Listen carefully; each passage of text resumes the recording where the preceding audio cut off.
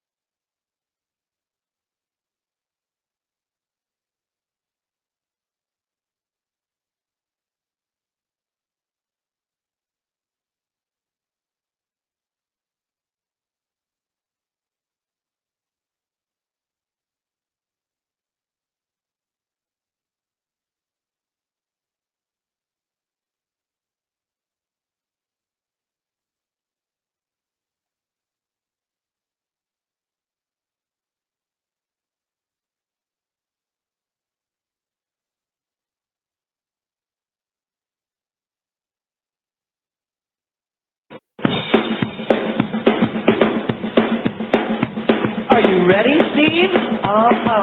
Andy? Yeah! Bert?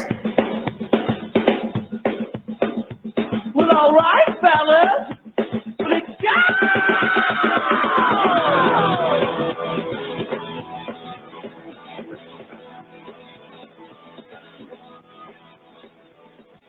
You're listening to CFRN, the Christian Financial Radio Network. Today's broadcast is brought to you by Audible. Get a free audiobook download at www.audibletrial.com/CFRN. Over 85,000 titles. Choose from mystery, romance, religion, science, technology, business, New York Times bestsellers, even children's books. You name it, Audible has it. With 85,000 titles to choose from, you're sure to find the perfect audiobook for yourself or to give as a gift, and it's absolutely free. Just point your browser to audibletrial.com/CFRN. That's audibletrial.com/CFRN. And become a part of the audiobook revolution by downloading your free audiobook today. audibletrial.com/CFRN.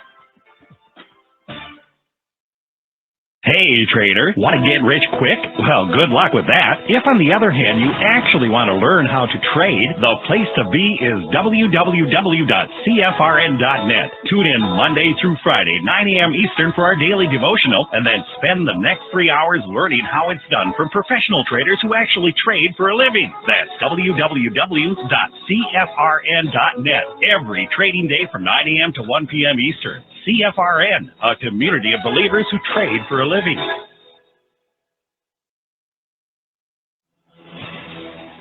Good afternoon, traders, and welcome back to the CFRN Emini Futures Cast.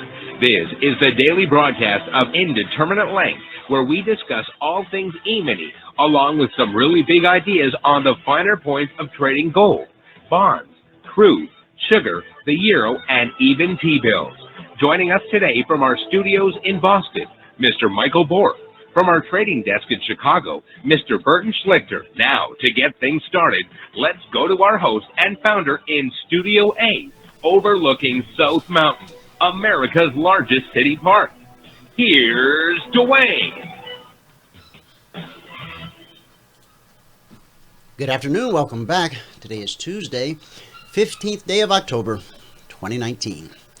Thanks so much for tuning in, whoever you are, wherever you are. We're just glad to have you right here, right now. Let me put up a chart of the S&P 500 Emini Futures. Let's make it a daily chart. Okay. If you can't see that chart, go to our homepage at CFRN.net. On the right-hand side of the page, click the big microphone, follow the instructions. You'll be registered in about 30 seconds, and that will give you one-click access to the show each and every day. On the days you're out of the office, away from the desktop, not to worry, grab any internet connected browser, a friend's computer, your smartphone, your trusty tablet. As long as it's got internet, point it to youtube.com/CFRN/live, and there you'll find a live real-time simulcast of the show as it unfolds, brought to you by the good folks at YouTube. Thanks, YouTube. Now, doggone it, I've been saying that so long, for years, I keep forgetting to say the new thing, so humor me, as you do. And this is what I meant to say. I meant to say, go to Emini Trading School.com. If you're out of the office or away from the desktop, grab any internet connected browser, point it to Emini Trading School.com/live. See, it's less to remember. And there you'll find a live, real-time simulcast of the show as it unfolds. What? Okay. Well, now who's been monkeying? Just hate it when that happens. Who's been monkeying with my website? Valerie. Oh, Valerie. No, maybe it wasn't Valerie. All right. Not me. Not me. All right. Speak to the other lady. Maybe it was her. Okay. All right. Well, one of these days, folks, you're going to be able to go to eminitrading.com/live, and there you'll find a live real-time simulcast of the show as it unfolds. Brought to you by the good folks at CFRN. Okay. And YouTube. It's like a partnership, a joint venture. Okay. Daily chart, S&P 500 Emini Futures. We've been talking about this for a while. What would happen if, in fact, price could get through this little double top area right here? Well, we've nosed above it. Swing high on this top was 94.5, and then on this day 94, and so far today we've touched 3002, came off back below 3, and we're sitting at 29.98.5 right now. Obstacles on the way to the all-time historic high, which is right here at 30.32.25. There's an obstacle. I'll do this.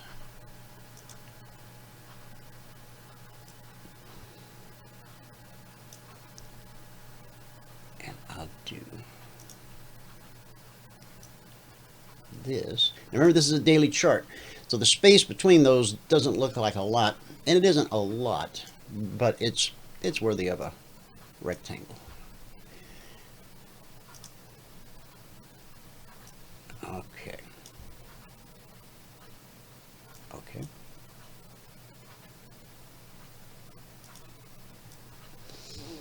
Yeah, that's kind of just a conglomeration there, but that's okay.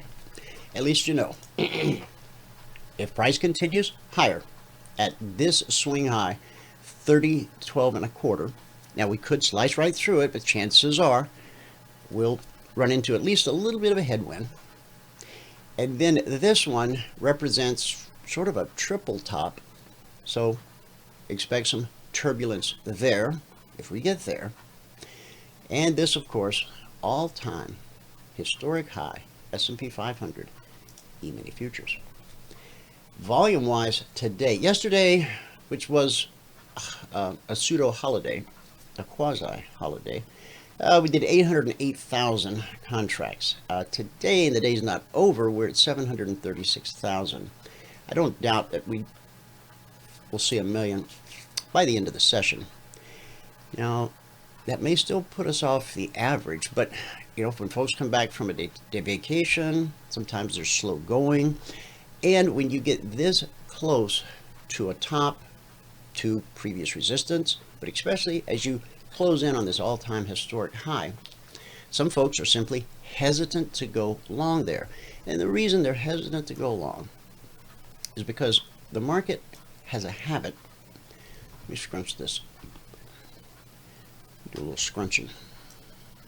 In fact, I'm going to change the symbol to the continuous contract so we get more data. Now, the continuous contract, you just put an at symbol in front of ES, YM, NQ, etc. You can't trade this symbol, but for charting purposes, it allows you to look further back across multiple contracts, not only the December, but the September and on back.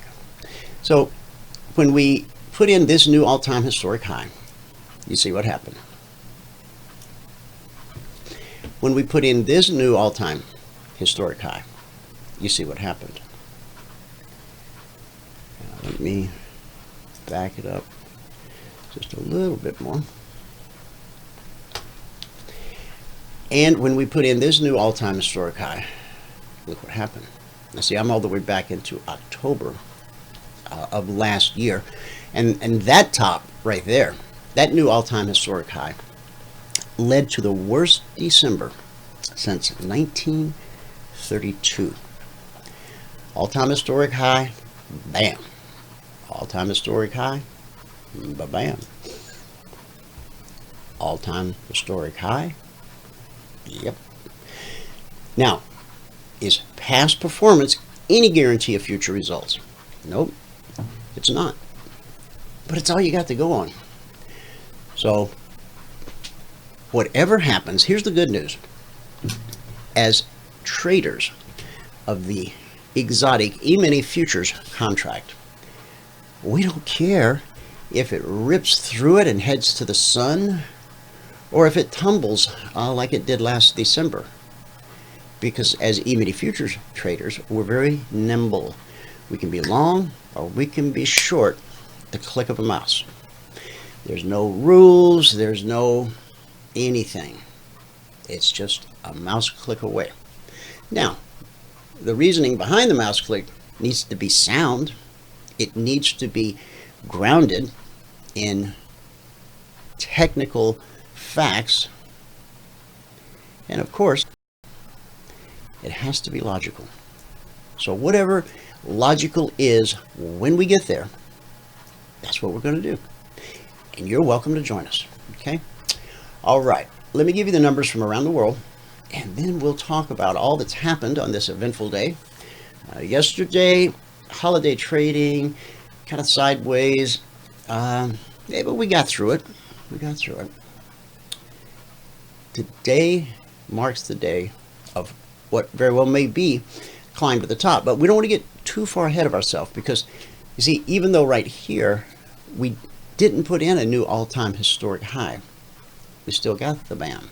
So we got a high and we got a lower high, and for the moment all this is another lower high. Okay, so the space right here, that's critical.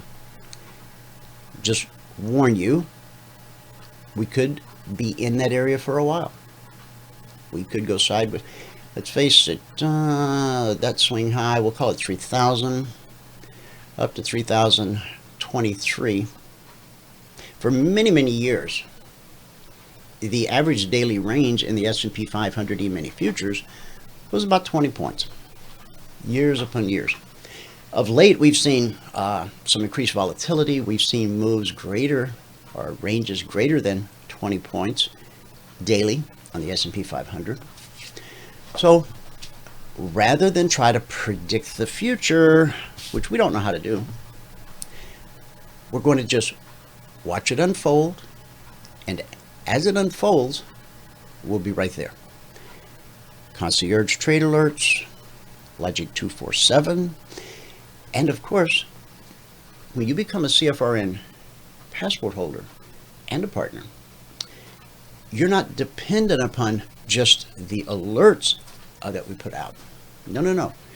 You're taught to evaluate the chart yourself, to understand exactly what's transpiring.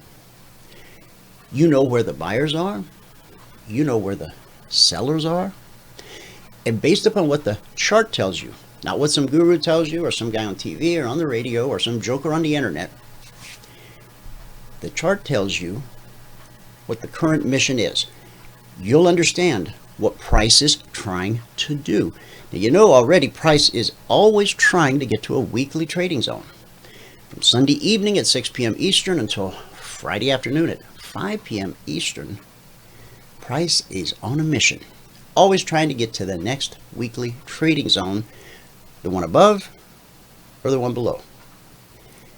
And that's part of what your training includes, is understanding how to look at that chart, how to look at those zones, that framework that all of our partners and passport holders have each and every week. And of course our indicators. If I sat you in front of a chart, first I'm going to blindfold you, walk you into the room, spin you around 12 times, sit you down in the chair so you don't fall, take the blindfold off. The chart's up, the indicators are loaded. In 5 seconds, you're going to be able to tell me what price is currently trying to do. Price doesn't always accomplish what it's trying to do. Sometimes it doesn't make it on the first shot, and sometimes it changes its mind midstream. But when that happens, you're going to know that too. Think about that. Think about what I just said. After you spend a couple weeks with us, you're going to be able to look at any chart, any market, any time frame. And within 5 seconds, you'll be able to tell me or anyone else that wants to listen what price's objective currently is. That's a two-beller. All right. Here come the numbers around the world. Let me grab some fresh data. Start here in the U.S. with the Dow. Currently the Dow up 241 points. NASDAQ up 97. S&P 500 up 31. And the Russell 2000 up 19. Movers and shakers, well, all of them. The Dow's up almost 1%. NASDAQ is up a little over 1%. S&P 500 up a little over 1%. And the Russell 2000 up 1.25%. In the commodity basket, crude oil down 16 cents, trading 53.43 last. Gold down $12.40, trading 14.8520 last. And for gold, that's a drop of almost 1%. In the Asian markets at the close, Nikkei up 408 points, almost 2%. The Shanghai lost 16, and the Hang Seng dropped 17. In the European markets at the close, FTSE down 2 points, DAX up by 143. That's a gain of a little over 1%. And the CAC gained 58. And for the CAC, that's a gain also of a little over 1%. That gives us a mixed day in Asia, mixed day in the UK. So far, it's a Big Green Radio Tuesday here in the US of A. Let's go to Michael, get a recap of everything that happened in the live training room this morning. When I come back, we'll talk to John. We'll look at the Concierge Trade Alerts from last night. We'll look at Logic 247. All that and answers to your questions when I return. Michael, if you're ready, take it away. I am ready. Okay. All right, let me just make sure you're looking at my charts. Yes, you are. Okay, here we go. All right, well, thanks. Thanks, Ken. Okay, all right. And we're all squared away on this end, so I'll see you in a few. Okay, sounds good. All right, if you have not taken a free trial with us, and you want to take a free trial with us, well, first of all, say, hey, good afternoon. Today is the 15th day of October 2019. 15th day of October. Wow. 2019 is almost gone. How many shopping days till Christmas? Yeah, fewer than you think. It's like 60 or something like that. Anyway, good afternoon, everybody. Today, as I said, is the 15th day of October 2019.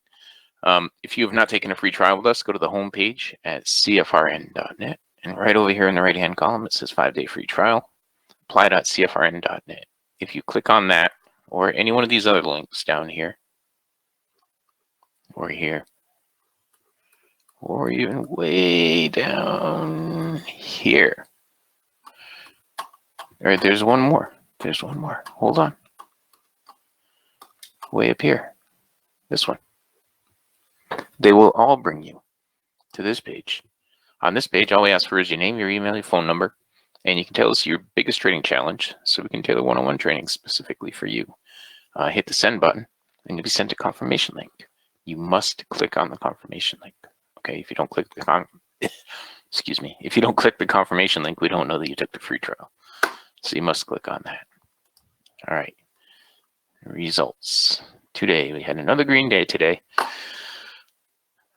If you're going to read the spreadsheet, you're going to read all the CFTC risk disclosures down at the bottom. Today, as I said, is the 15th day of October 2019. We lost 6 ticks on the euro. We made 10 ticks on crude and 12 ticks on gold. Put us at plus 182 for the morning session. We didn't do anything with the ES today. I mean, the ES was climbing and climbing and climbing and climbing, but the slingshot was all messed up because of the way that it was climbing. The slow grind stuff, the slingshot's going to keep you out of that chop. Even though it was going up, it was steadily putting in higher highs. Today it took 37 minutes and 2 trades to get to the goal for the day. At that point, we're up 102.50. And we took a total of 10 trades. So on the month now, we're at $1,597. That's over 11 days. That's $145 per day average. That is one contract, 2 hours per day. Okay, on the year now, we're at $30,028. That's over 186 days, averaging $161 per day. $161 per day. That's an average. That's a gross average. Okay, let's go look at what we did or didn't do.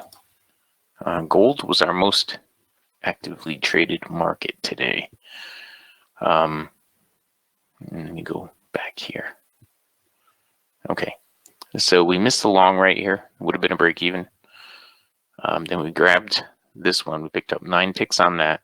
Then we grabbed this one and picked up 10 ticks on that to put us at plus 19. Okay, and we missed this long right here, which would have given a little bit of profit. And we grabbed this one right here, which stopped us out and put in a new low on the day. Then we had a break even here. We missed the long there that would have been profitable, and we grabbed a 1 tick profit on that one to put us at plus 12 on the morning session for gold. During the break, it looks like there was a short right here. Might have given you just a couple of ticks, and that was it. Okay, the euro. Let's see. We started out over here. We went short on the euro right here. Picked up a couple of ticks. It didn't put in a lower swing. It put in a new low of the day, but it wasn't really a lower swing. It changed directions and started going in the opposite direction here.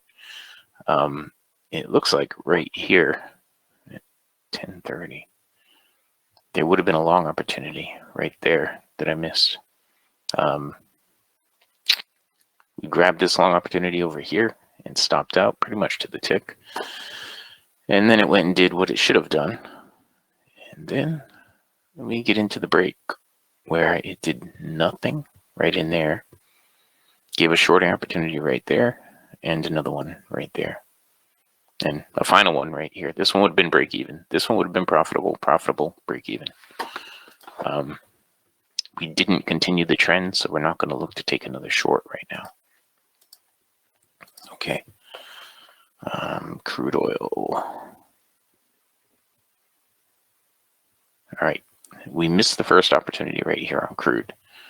Now, when I say we missed it, it means I was either doing something else or I didn't get filled. Okay. Then we had this break even right here. And then we put in a new swing high or a new daily high came back down off of that. I missed that. I didn't get filled on that. I picked up 10 ticks on this one right here. And I got a break even on that one. Then we get into the break, and during the break, it just whipped around. It didn't give us any trade setups. Okay. And now the ES.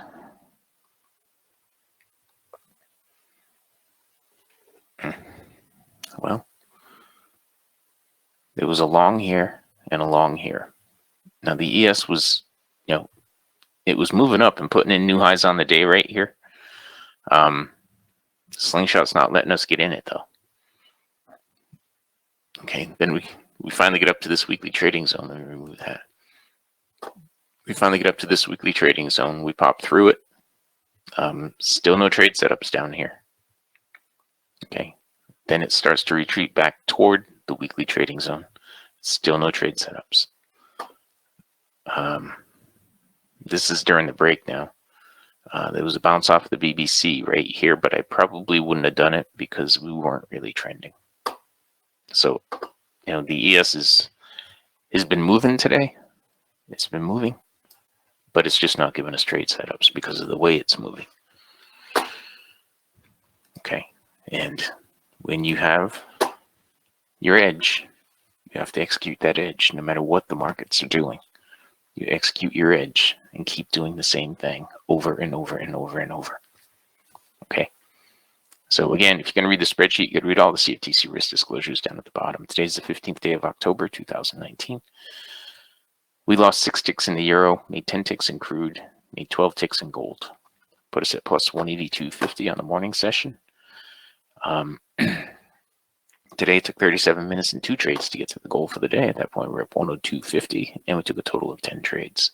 On the month now, we're up $1,597. That's over 11 trading days, averaging $145 per day.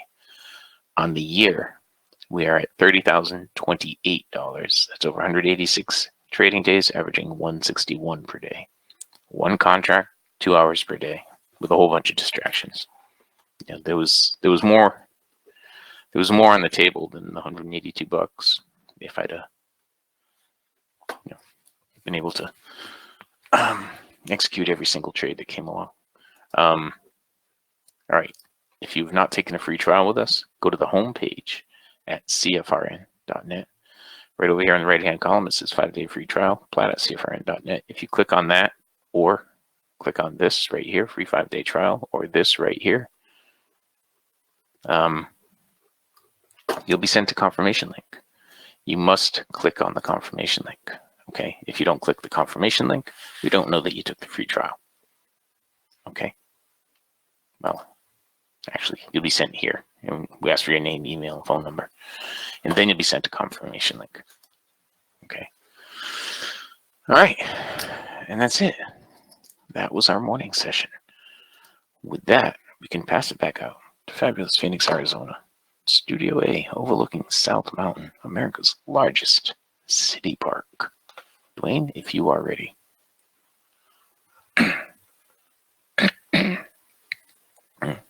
Excuse me. Okay, Dwayne is not ready.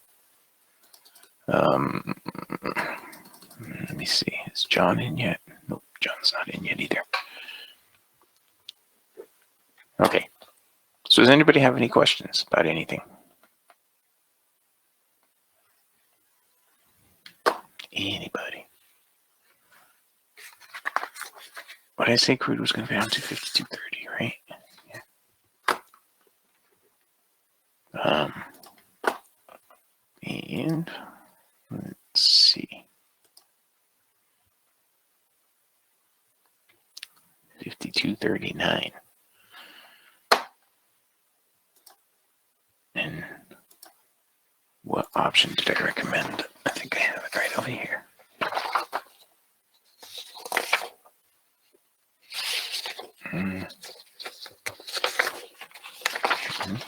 That is not it. That is not it. That was the week before.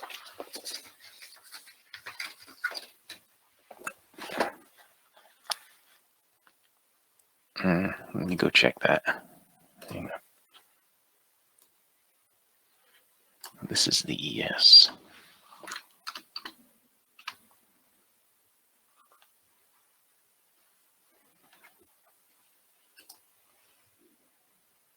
And I believe, come on. Yeah, it was the 17th that I had recommended.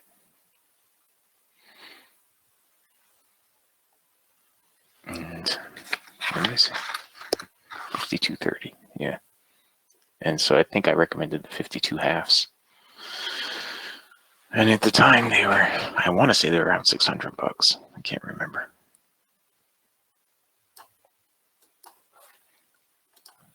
So that worked out okay. All right. Does anybody have any questions?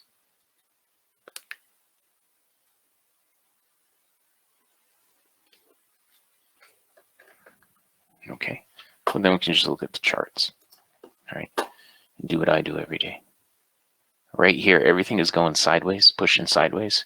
Now we have no news events today. We have an FOMC guy speaking this afternoon. I think, let me go check on that. We have, yeah, FOMC member George speaks. And the federal budget balance is tentative, but you know, tentative means it's probably not going to happen today. The FOMC member George is due to speak about U.S. payment systems at an event hosted by Federal Reserve Bank of Chicago. Audience questions are expected.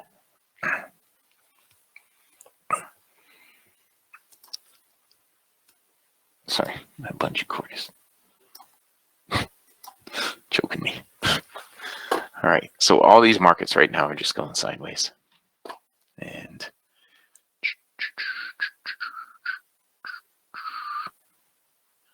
we have, let's just take a look at this. I now have 116,000 unopened emails.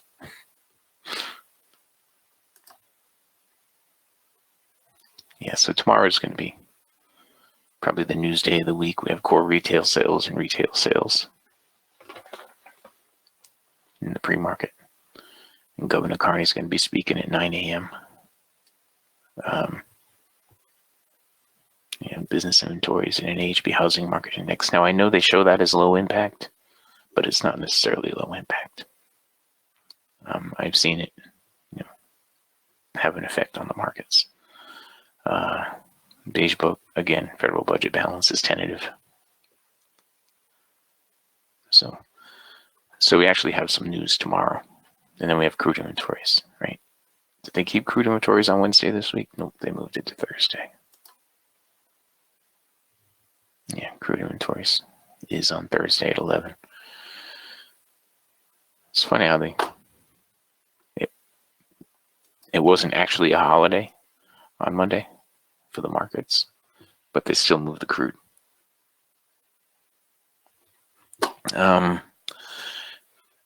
My call on the crude was based upon the API numbers. Again, the API numbers come out Tuesday afternoon, like today at 4:30. The API numbers will come out. I think they're going to come out today. They may have bumped it a day because of the holiday yesterday. The inventories are moved to Thursday. Yep. Yeah, I think they might have bumped the API numbers to tomorrow. But that's what the call was based upon, and you know that's kind of a once a week kind of trade, but it works out way more often than it doesn't. Okay, and John just popped in too. So, alrighty, recap of the recap.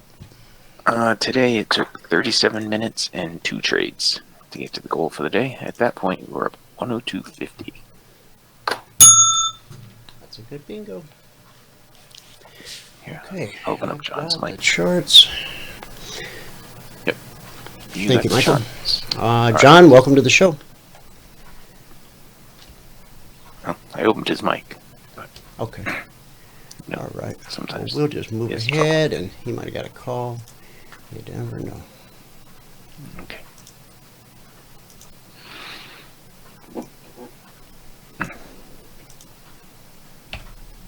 Okie doke. All right, so we covered the daily chart. Let's go. Well, let's do this. We'll do a little housekeeping first. Valerie just sent me a recap. Is that you, John? Yeah. Hi. Hey, welcome to the show. Thanks. How are you today? Not too bad. The market is sort of breaking out again on the upside in a fairly bullish way, and the fact that it took out that kind of doji and potential short-term sell. This was just kind of like post-deal. It was kind of a little bit of a sell on the news, and now the news is more. Remember, we're looking at a very powerful bottom. I said this before. You know, really the story of this market is we had a pretty strong test. We had a month-long correction for the month of May, and then we made a new high, a new all-time high, basically, and then we had this sharp sell-off. I think we predicted we might get a high in July. I said to be careful of the markets late July, and we came down, but it held against all odds. It kind of held in a potentially bearish kind of setup. Remember, it looked like it might drop down more, and it did the opposite. Came back up for a retest. Got a bit soft again, and basically rallied off this Wyoming meeting, and then now there's a lot of kind of good news coming to the fore. We've got potential half a dozen trade agreements of one sort or another, including China now, Right. that are really, pretty powerful. And we did say that the cyclical trend, the current seasonals are positive for the market. We're kind of, Apple's already an all-time record high. Yeah, I think we did that on. Microsoft- We actually did that on Monday, didn't we? Yeah, Microsoft as well, and pretty close, and a few of these other leaders. When the leaders are making new highs, it's really a very big deal. Probably already making new highs on the advanced decline as well, which is another super powerful, longer term insurance policy against the down market, if you like. Because normally that index doesn't top out. You don't get. I don't think we've ever seen a recession within a year of that index hitting a new high. So it's really a 1 to 2 year lag deal on that. Remember, with the advanced decline index, you're looking at, that's a very bullish chart, by the way. You're looking at the body of the market. It's a very solid indicator, and it's so solid that that's why when Garrett comes back, I'm going to. Oh, he sent us a message, John. He's in the process of moving, and so he's trying to get his house all packed up and locate a new place and get moved in. And so he said it'll probably be a week or so, but then he'll settle down and he'll be with us every Wednesday. He might even pop in tomorrow. Yeah, I'm hoping if he has the time one of these days to just let's go through and just see the history of the advanced decline. Because if when we looked at it in the 70s, it really wasn't a performer. It was kind of a lagging kind of an index, and the 70s was a sideways market, and in the 80s, it wasn't. The difference between the 80s and 90s, a lot of people thought we were in a third wave in the 90s. I'm not so sure. I think we're in a third wave now because this advanced decline index has led the way higher since 2009. It's been unstoppable. It's been relentless, and we've never had a market like it. It's just the most incredible bull market ever. And remember, this is where you got stocks today, like Apple, practically worth more than the Mexican economy right now, and if you just stop and think about that for a moment, that's hard to even imagine, but it's true. It's a fact. Yeah, and it's not just Apple. There's half a dozen of them. There's 4 or 5 of them that are all up there, and you're talking like 4 or 5 trillion. You're talking about economy the size of, half the size of China, almost. So it's really amazing. Because the Chinese market is, it was about 10 trillion, now it's about 13 or so. But India, you're sort of talking about bigger than India still, and bigger than Japan. It's really a huge deal, and there's probably more to come. Looks like there's more to come, just with the way the markets are set up right now, and all the QE going on. So it really feels like we're, I think, look, we start hitting new all-time highs again. It's really a big deal, and if you read Trading Wizards, I forget which Market book Wizards. it was. Market Wizards. Market Wizards. Sorry, Market Wizards is the first book that came out. One of the things he says pretty emphatically is, beware of new highs. When markets start hitting new highs, it's really a buy signal, and it's hard to buy new highs for anybody, but you have to sort of train yourself. And in a way, a lot of your stuff, Dwayne, is based on momentum. You don't pick the bottom, you get on board the train at the next stop. Exactly, and I hope everybody will take that to heart. We everything you've seen us do we never try to catch a top, we never try to catch a bottom. Well, quite frankly, because we're just not very good at it. So you're right. We wait for the move to get underway, and then we climb aboard, and we look to take our exit when the market is going to run into, or is running into, an obvious obstacle, like a previous swing high or a weekly trading zone. Yeah, you do a pretty good job of pointing out the obvious obstacles. And you got to look at one of them there today, which was taken out, i.e. the weekly trading zone, and it was a pretty good buy. The thing about this market is almost, if you go back, every single breakout has pretty much been a buy. It always has that momentum to it. And this market is not exhibiting, kind of topping behavior. We've had a few pullbacks here and there, but you've got a larger number. If you remember, I said a few weeks ago, there's some reason my new high is not working today, unless there's nothing making a new high. I don't think so, but no, actually, there's no. For some reason, that's not working today. But I'll bring up my chart here. A week or two ago, it was pretty slim. If I pointed that out, there weren't too many issues making a new high. But I think that's changed, and it's now expanding. The number of new highs are expanding again. And even Roku, I've had my eye on Roku. Check out Roku today. It's on fire. Yeah, if you bought that thing at about 100, a little bit above 100, when it got knocked down, which we highlighted it at the time, you'd be up about 30 grand now on that thing. So when stocks are that strong and they have a pullback, you've got to try and get in. See, it went exactly down to 100.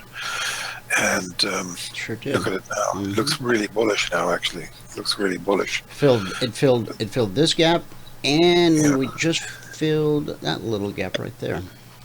Yeah. So the metals got knocked down a bit here. They're down. I don't think they're out, although the stocks are getting sort of beaten up a bit today. I think we talked about this yesterday, the possibility of coming back and testing the recent bottom. Now, the last time when we hit that bottom the first time, we rebounded very, very sharply and very quickly. But there's a lot of resistance up there at 1520 on that particular chart. It's pretty much the same with the stocks. And actually, I keep mentioning Newmont. If you take a look at Newmont, it's really not down today per se. Newmont, okay. And NEM, yeah, it's. I think this is going to be a great buy here. You see, I mean, it's look at this, look at that. It's actually. Is that up to date? Is that live? That is live. That's real time. Yeah. Yeah. So look, Newmont is a standout. If you look at JNUG or Nugget. And these are daily charts. If you want to go to a different time frame, just let me know. Oh, that's okay. That gives you a good.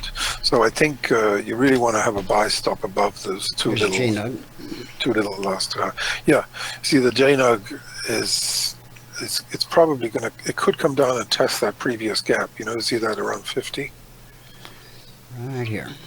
Just here, and if it starts going back up from there, then I think it's basically come back to give you a great re-entry point on this on this stock. And look, that pullback, you know, getting you know, it might even be worth looking at some calls when this market turns. Don't do it yet, but when it shows a sign of turning, because remember the last time it took off, it was very dramatic. So if it really gets going from here for whatever reason, it really could. You know, I think the next up leg will be a spectacular move when it comes. If you look at the the Nugget NEGT. There you go. Yeah, that's a little bit disappointing. I thought that the Nugget might hold up a bit better. Royal Gold. To see, Royal Gold's actually getting hit pretty hard today. There we go. Yeah. Yeah, that's probably what's dragging the market down. But it's in a good support area right now. So if it somewhere between here and 110, every sort of pullback, even though you've had a strong pullback, you've sort of had a rebound thereafter. And look, you're starting to see a possible true ABC correction here. Do you see that? 140 down to 120, up to 130. So we should come down to about 110. Right. Then that might be a great point to be a buy right there. So if it turns up from there, that'll be really significant. So the other thing that's going on today is which is kind of helping the markets as well, I would think, is the Brexit deal. It looks like they've got a deal of some sort that they're going to be able to actually exit. The UK is going to exit with some sort of a deal. Probably a deal that maintains what they call the customs union, which is basically, you know, making trade, keeping trade flowing more or less like it has in the past, with limited restrictions, perhaps. John, were you looking for 52-week highs on which market? You mentioned that earlier. Looks like I have access to those. Yeah, I think. Okay. Sorry. No, I was just thinking about the number of new highs in stocks. In actual. Yeah, I've never looked at these charts, so let me just see what one of them looks like. Okay, not much. All right. Yeah. So, but the interesting thing is that the Irish problem, which is the border, it looks like the easiest solution is for Northern Ireland to remain in the European community, and the rest of the UK exits, so that you know, it's sort of like it's a pretty big deal, because it kind of unites Ireland in a way, economically in a way that is currently the case. So, and I think anybody who's got half a brain right now, who lives in Northern Ireland, wouldn't really, you know. This might be what you're looking for, John. Yeah, well, exactly. Wouldn't really object to the status quo. It's just like a continuation of the status quo. What's not to like? You got Ireland's about the 5th richest country in the world, and Northern Ireland is, you know, with the UK is more like the 20th or something like that. So, you know, staying within the European Union and they may get some grants. You know, there's probably going to be some handouts for Northern Ireland to stay in the EU, and there may be some benefits for the UK as well. So it's kind of it's certainly the easiest way to solve the problem of that border, so that there is no border, you know. And because I don't think they want to introduce, you know, having been in a borderless Europe for so long, it's kind of a really retrograde step to reintroduce a border crossing, you know, Speaking of border crossing, John, did you hear about this couple? This just happened. Some couple from Britain, they were vacationing in Canada. They were out driving, and I think a deer or something ran out in the road, and they swerved to miss it, and they ended up going down a dirt road, and they kind of got lost, and the next thing they know, there's flashing red lights in their rearview mirror. They're in the U.S., huh? Cop pulls them over, and they go, well, we didn't mean to be in the U.S. And now they had proper identification. I got a feeling there's more to the story than we've heard, but they even had visas that allowed them to come to the U.S., but you got to go through the checkpoints. You just can't stumble across the border. So they swear they did it by accident. They had a little baby with them. They arrested them, and I mean the stories. You can Google it. They were put in some detention facility. Then they were flown to Pennsylvania, put in another detention facility, and then eventually the woman was allowed to go with a baby to a Red Roof Inn. But I think the husband is still being held. Now, if these are just regular, ordinary, average, everyday folks, then there's something real wrong with this picture. If we find out later that maybe this guy's got ties or something to some kind of group, that may be another story. But from what we've been told, what's been made public so far, this is a big mishap. With all else that we have going on, America doesn't need another black eye. We're running out of eyes. I think actually there's a lot of tightened up border activity, and I think that it might be an overreaction. You know, you've seen a few stories where recently in some of those northern states near Canada, where some people were speaking Spanish and they were kind of harassed by border agents and things. So, and they were U.S. citizens. We actually talked about it on the show one time a while back. They were probably border babies. You know, they were born in Central California, but they were probably, you know, conveniently born on the U.S. side. So they were the genuine.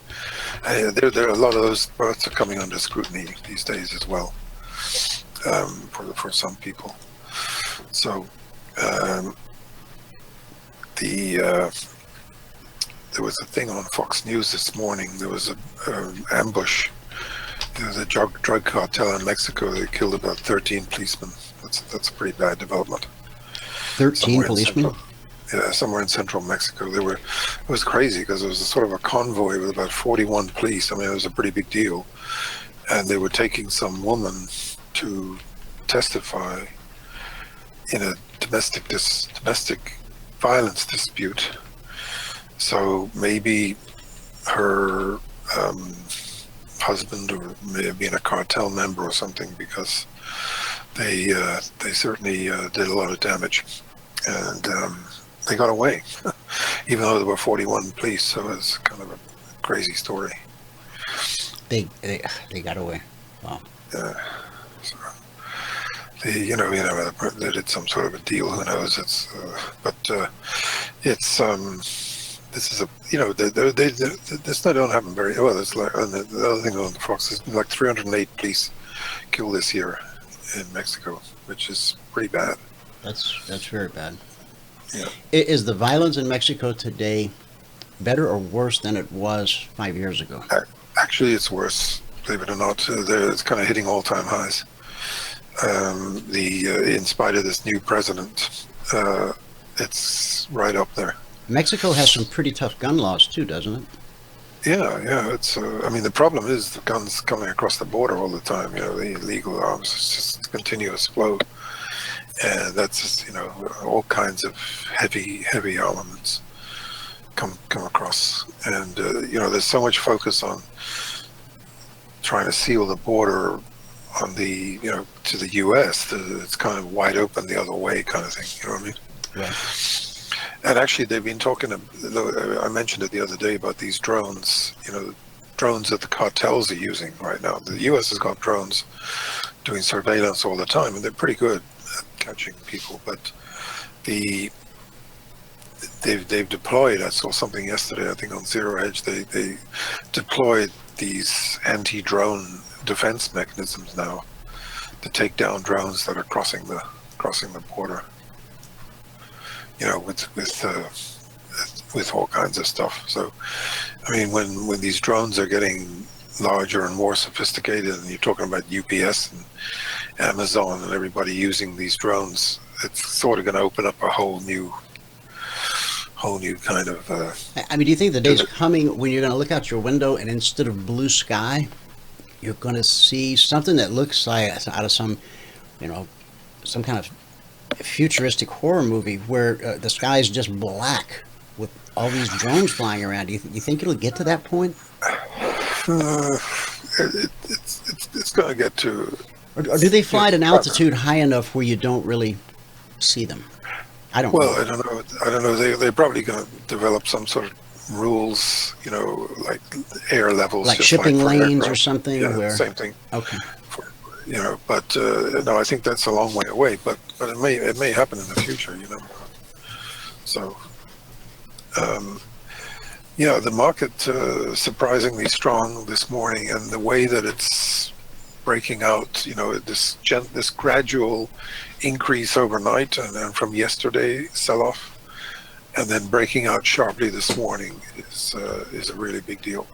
And it seems as if the market is almost ignoring, you know, all this stuff going on in Washington against Trump, pretty much, you know, being dismissed. However, as a matter of discipline, I would probably follow yourself and make sure you have some sell stops in there.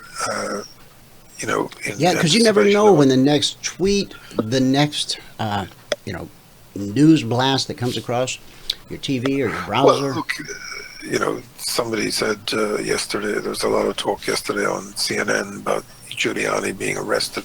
I think if Giuliani was arrested, the market would sell off, you know, probably pretty sharp. Now be arrested for exactly what crime has he committed, supposedly?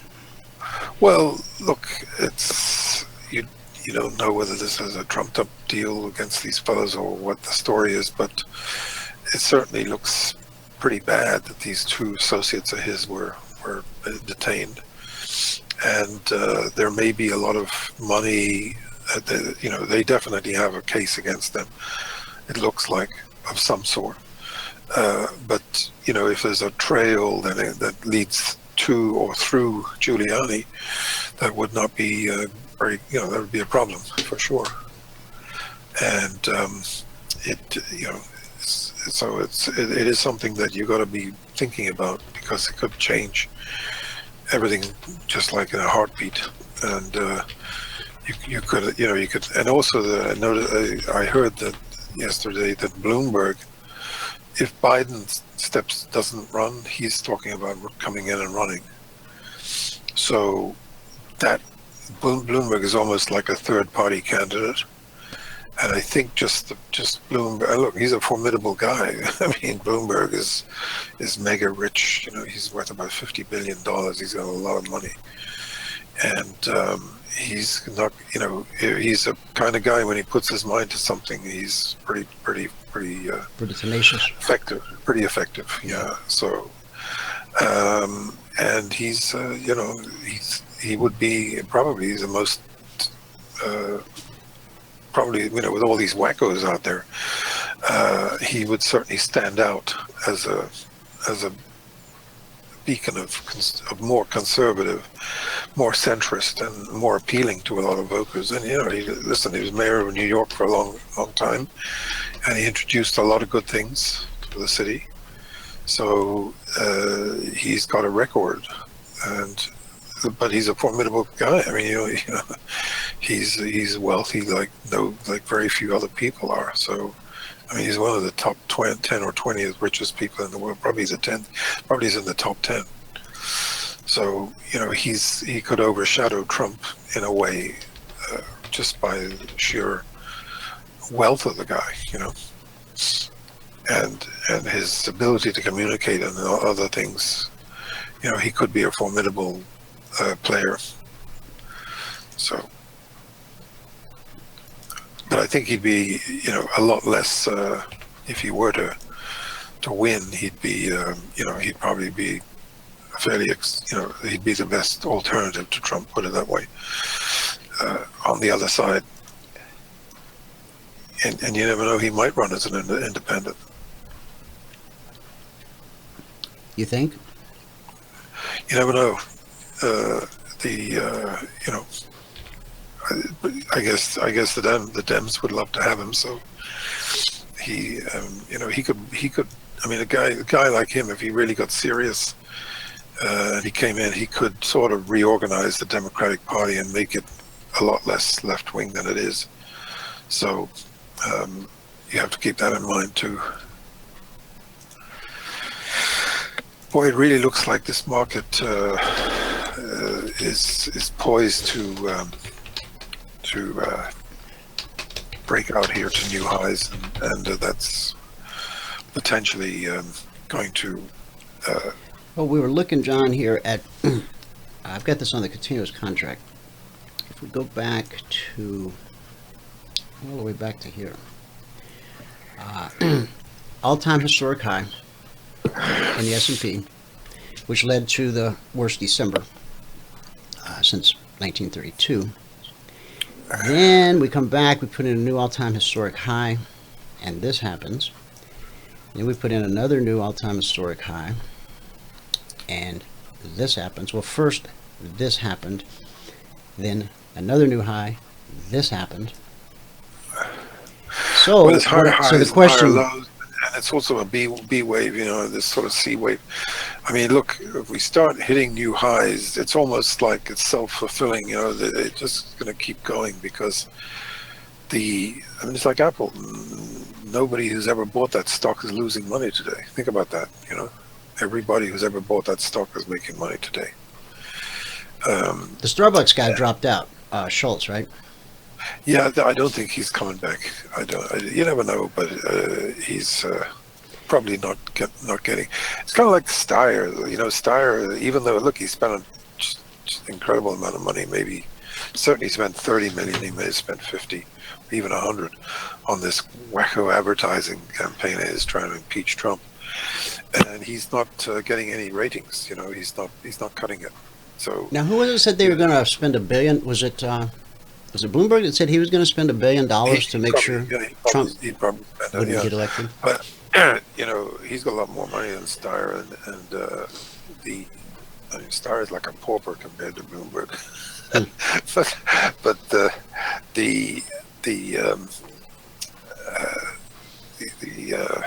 I remember that when I was working for Khashoggi, there was some millionaire guy who came. Who was involved with them, and I remember reading an article in the newspaper, and back then having a few million was a pretty big deal, and the newspaper described this guy as a pauper compared to Khashoggi. But anyway, the Steyer, for some reason he's just not getting embraced by the Dems. Really, he's sort of embraced at a distance. And he's not getting the ratings at all. So, in spite of getting a lot of exposure on TV and everything, he's just not cutting it. So it's kind of a strange phenomenon. It's sort of like Trump proves. I mean, he spent half the money that Hillary and ended up winning. And remember, Hillary just blew $2 billion on negative ads on Trump, and it didn't work. What a waste. What an absolute waste.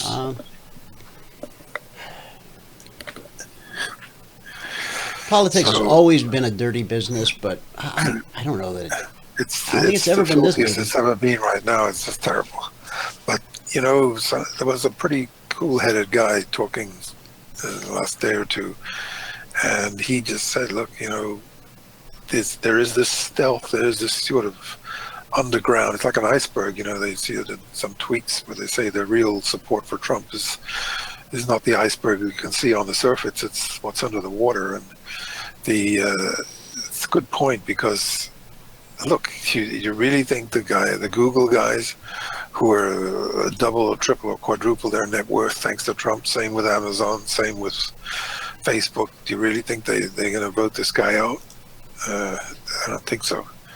And a lot of people are the same. I mean, you know, the tightness of this economy, the ability for almost anybody to get a job, and not just any job, a pretty decent job. Yeah, and you know, not too many bad things have been happening. We're not in a major war. Trump's trying to keep. What are your thoughts on this withdrawal of troops? You know, it was probably like anything. The first few days that it happens, it feels terrible, it sounds terrible, and it probably is terrible. But after a few days, people get used to it, and soon after, I think it's not going to be a big feature. You know, Trump's got a point. We talked about it yesterday. There's other ways of fixing the problem, and it's really, I mean, do you really think 50 guys or whatever the number is, 200 or 400, are going to make that much of a difference over there? You know, I mean, if you want to take a look, what they should have done back in 2012, if they could have, unfortunately, the Syrian situation got totally out of control. It wasn't nipped in the bud when it should have been very early on in the piece. And, you know, if Trump had taken out the leader when he fired off those cruise missiles a while back, the whole situation could be different today. So it is what it is, and unfortunately, it's kind of, you know, set in stone now. The future of Syria. It's kind of like Lebanon. You know, Lebanon had a very bad time back in the 70s, and today it's you know, pretty nice place. And Syria was a great place in the past. It's just a tragedy that so many people have been killed, and you know, there's been a mass exodus from the country, and a lot of the intellectuals were killed as well, which is just terrible. You know, sort of like the brain trust of the country has been like seriously, you know, damaged, and you know, how do we know the next Steve Jobs wasn't somebody who's waiting to come from Syria, or will emerge in Syria? You know, right. A lot of these Eastern European countries, there's some really smart people. You know, there's sort of a Silicon Valley kind of emulating Silicon Valley with some of these guys who are inventing all kinds of interesting things in places like Romania and Czechoslovakia and these other countries over in Europe. You know, there's a lot of innovation going on, and there's a guy, I think, in Poland who's one of the leading electric bike guys. You know, electric bikes are a pretty big deal today. All these different things going on. They just brought electric scooters into downtown Phoenix. You know, these little things you stand on, and yeah. I don't know. I mean, it's a pilot program, but I guess they're in a lot of the major cities now. I think they're pretty convenient, you know, to just be able to zip around. Yeah, I don't know what it costs. They do charge for them, right? Yeah, I think you got to put a credit card in the machine or something. Yeah, but it's a kind of a risky game because the people who are against them are sabotaging them, and it's not a very good. You know, it's a kind of you know, it is a risky business to be in, but it's been adopted by a lot of places and seems to be growing everywhere.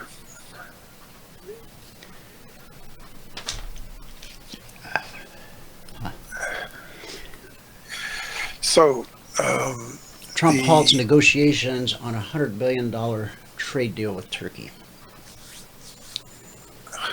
Yeah, I just saw that on the screen. The Turkish lira is it's gone down again. It's suffering as a result.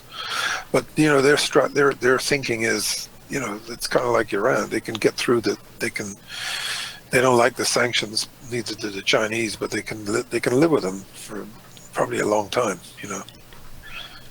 And I would say Turkey's in that boat right now. They're probably pretty happy with what they've accomplished so far, in terms, from a Turkish perspective. Trump is on his way to an easy win in 2020, according to Moody's accurate election model. President Donald Trump will win re-election easily in 2020 if the economy holds up. Modeling by Moody's Analytics shows if voters were to vote primarily on the basis of their pocketbooks, the president would steamroll the competition, according to the report. 3 models show Trump getting at least 289 electoral votes and as many as 351, assuming an average turnout. The Moody's models have been backtested to 1980 and were correct each time, except in 2016, when it indicated Clinton would win by a narrow victory. I think that the model is probably dead on. Listen, we're in a situation we've never been in before. I mean, it's really, really incredibly good for everybody who's working today. Their wages are higher, and as Steve Schwartzman pointed out a few days ago, the fact that wages are growing faster than the economy is an unbelievably bullish thing. That hasn't happened in decades. Probably hasn't. It may not have even happened since the 50s or 60s. So it's a real kind of underlying strength in the economy, and it doesn't hurt to be at 3.5% unemployment. And I think that crimping the employment situation, or the legal employment rather, is probably tightening up the economy too. Because in the past, look, it's just a natural, these caravans, these trends. If you go back and look at the last surge in immigration, guess when it happened?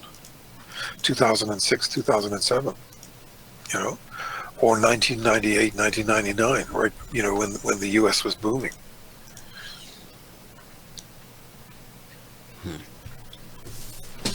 There's a housing shortage. I'm not so sure about that. Well, hang on, let me share it with you. National housing inventory fell 2.5% annually in September, a sharper decline than August 1.8% decrease, according to Realtor.com.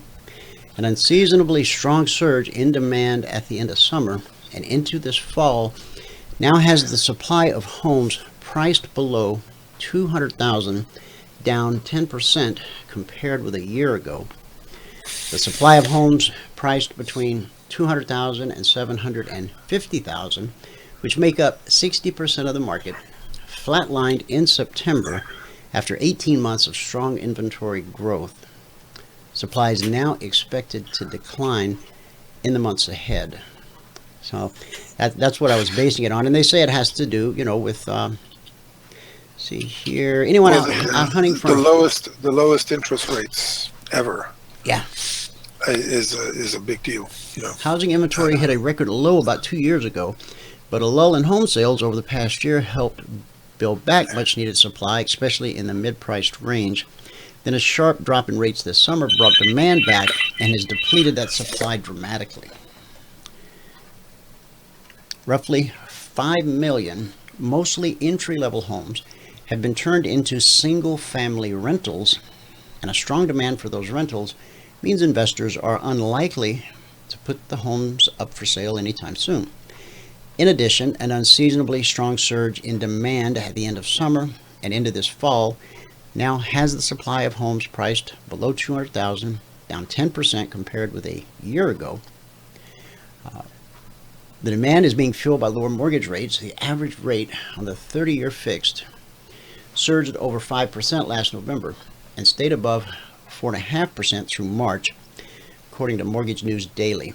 That made for a lackluster spring housing market, traditionally the busiest time for buying. Rates then began falling in May, and particularly sharply in July and August. By the start of September, the average rate was around 3.5%, and sales of both new and existing homes were surging back. Clearly, there was a substantial pent-up demand left over from the spring. If, or better yet, when inventory in this segment begins to take a downturn, the vast majority of home buyers are going to feel its effects as their options rapidly dwindle. That's a senior economist over at Realtor.com speaking. September inventory trends, especially in the mid-market, may be the canary in the coal mine that we could be headed for even lower levels of inventory in early 2020. The nation's home builders are not helping the situation much either. Single-family housing starts have been rising very slowly, but mostly in the move-up and luxury segments of the market. So, okay. Builders are unlikely to catch up with demand. The market, according to Dietz from the National Association of Home Builders, he said the market is now undersupplied by about 1 million housing units. Builders want to build more at the entry level, but they're not able to given the current cost. The lumber should be going through the roof. All right. I think we lost John, so let's go to work. S&P 500 Emini Futures. Last night, Concierge Trade Alert. Consider buying $29.74. Target this week's weekly trading zone. Good for 18 points. Alexa, what's 18 times 50? 18 times 50 is 900. There we go. $900 per contract available. Now, the market actually has made 28 points available above this entry at $29.74. Important prices, important areas are almost always tested. Here's the initial trigger. 8-point move. Back below the trigger. Off we go again. We sailed through last week's weekly trading zone. Hit our target, 18 points, but the market kept climbing. Now, let's look at this for just a second. On extended moves, we're able to utilize an exit signal. An exit signal is when the little black step line on a long trade crosses the blue and climbing CFMA1. Here you'll see that the step line is on the left side of that blue and climbing CFMA1, and it looks like on this candle we could actually see if we go sideways, we don't have to go lower, if we go sideways, this step line will cross that blue and climbing. At that point, because it's a long trade, you look for the first red candle to close below the step line, and this is a 30-minute chart. And when that first red candle closes below the step line, after it crosses, that price to the tick is the exit price as indicated by the CFRN indicator set. Okay, so again, recap. Consider being long, $29.74. On the initial trigger, we run up 8 points, $50 a point, $400 per contract traded. Back below the trigger, off we go again. 18-point target, $900 per contract available. But the market put another 10 points on the table, and we do not have an exit signal yet. Okay. On the Dow, consider being long, 26,800. If you did not get a chance to grab a copy or a screenshot and you want one, here you go.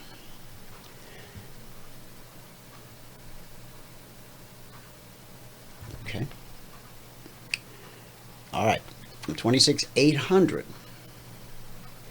And on this pullback here, we didn't quite get a second trigger this time. Market tried, didn't happen. 160 points to the target. Alexa, 160 times 5. 160 times 5 is 800. Thank you. Anytime. And good morning. Hey, good morning.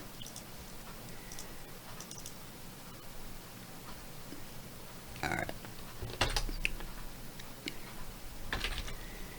So, $800 per contract from entry to target. Hey, John, welcome back. Hi there. Sorry about that. What else you want to cover?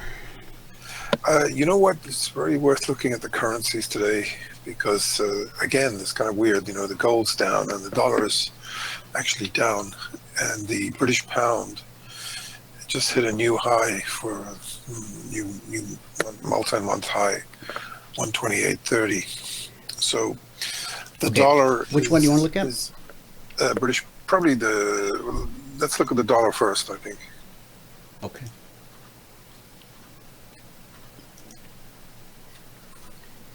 All right, here we go. There it is. Ooh, we took out that trend line. Mm-hmm. Yeah. You know, if it cracks here, it could be the beginning of the end of this dollar. But I'm not really ready to rule it out just yet because we've seen it come back every time. The pound looks pretty interesting.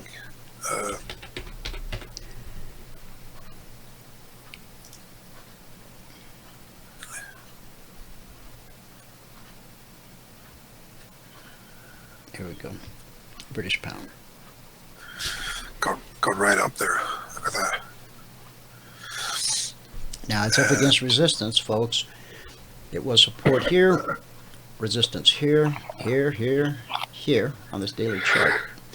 And we're right back knocking on the door. If we can get above this, hold it on a pullback, then the next obstacle in our path is up around 131.70. Well, you know, the Brexit could be, the actual exit could be a little bit more, less traumatic, if you like, if they do get this deal. And actually, given the way the pound's acting, if they announce that they have a deal here in the next day or two, this thing's going to go through 130 probably pretty quick, maybe even 132. And that's probably going to be helpful to the European currencies as well.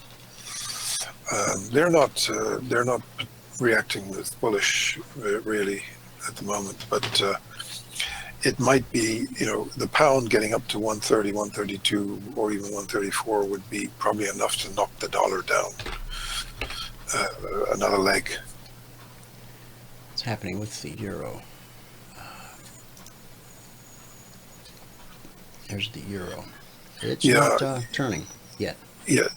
Yeah, I mean, it could go either way. It could come down and test that 109 again. But on the other hand, if it were to break out here, I think any kind of a deal right now, especially if it's a euro approved deal, which it would be, you could probably see the euro jump pretty sharply, 111 or 112, possibly even right up to 114. So at some point, that's going to be helpful to gold, I think.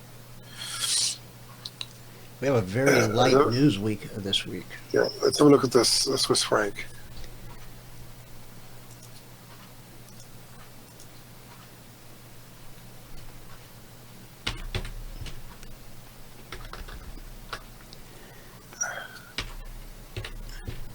Oh, come on now. Swiss franc.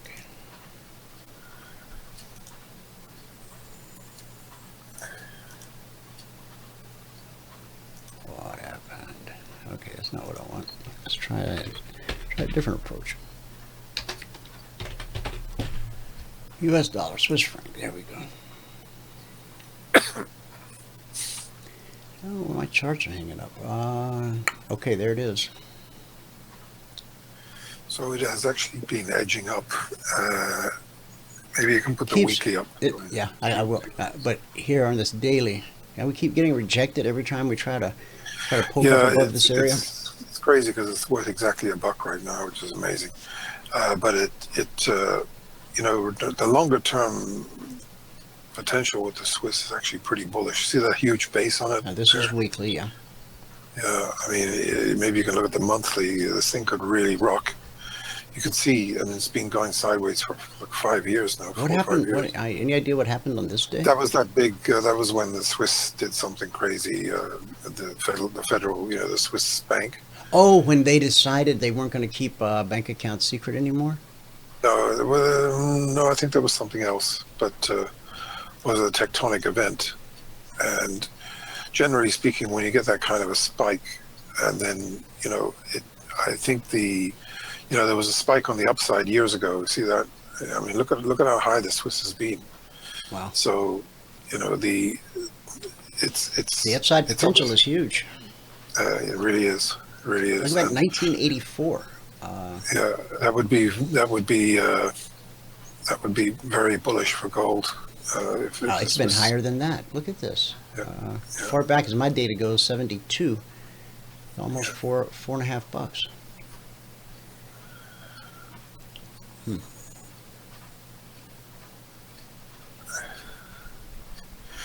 Now, if the Swiss breaks down, that's another story. Yeah. But it seems, with those two, there could be another spike. You never know, even on this Brexit news, because the Swiss is sort of a odd man out, not being in the European Union. Mm-hmm. So it could react differently. What currency do they use in Turkey? I think it's a lira. I wonder if I got that. Or maybe if I spell it right. Lira. US dollar, Turkish lira. Okay, this is on a monthly. And we just came off what looks like all-time highs, yeah? Yeah. So the dollar is creeping up again against the lira.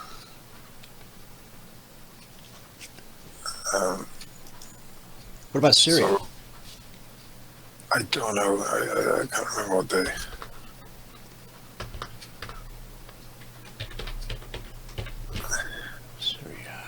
Syrian pound. Pound, that with that.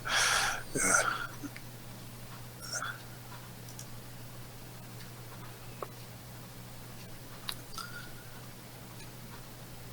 Wow, that's interesting. Don't know if I've ever seen a chart quite like that. So obviously Syria is getting, that's another example of this hyperinflation type situation, massive devaluation.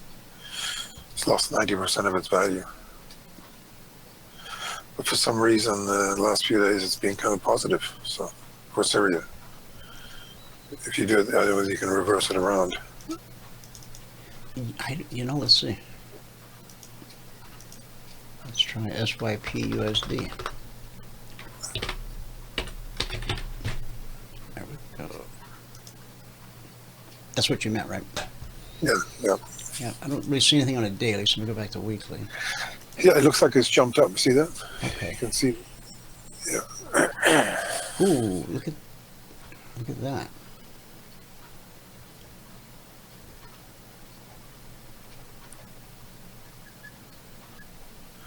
Must be brutal living in a country with currency carrying on like this. Yeah. Yeah, it really must be. Let's have a look. We haven't looked at Venezuela for a long time. Maybe we can check that out. Okay, and what are they? Bolivar.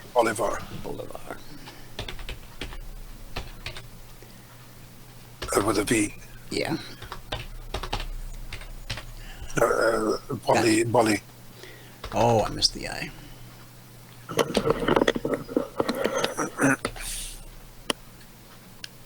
Let's see.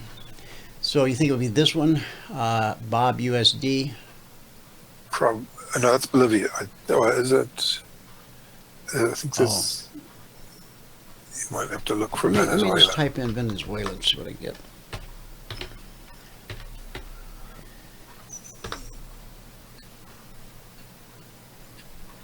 VENEZ, right?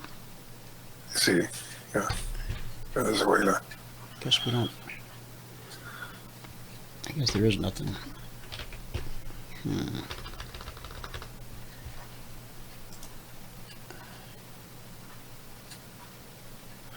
Put in Venezuelan Bolivar, maybe that'll come up.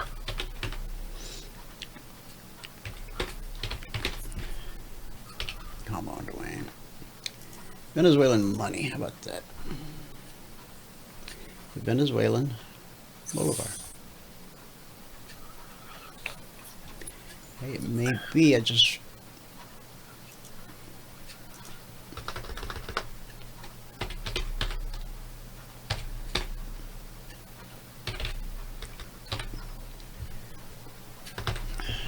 I don't come up with anything.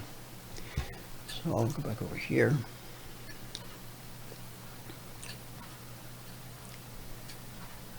How much is a dollar in Venezuelan money? The exchange rate as of September 20th, 2019. 10,000 US dollars in Venezuelan bolivars, 198 million. $1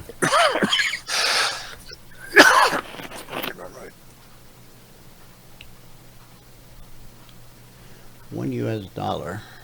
Okay, now this is still the best they can give us is September 20th. $1 US in Venezuelan bolivars, 19,887 bolivars.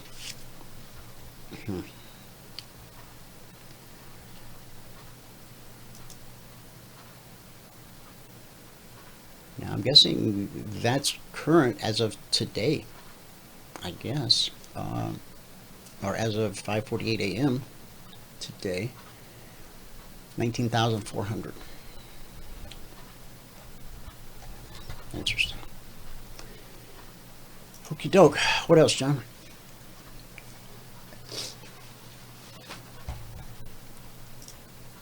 All right. Back to the Dow. 26,800 up to the target. 160. Sorry, I said go to xe.com. Oh, I'm sorry, I didn't hear you. What is it? xe.com? Yeah. I think it's currency exchange.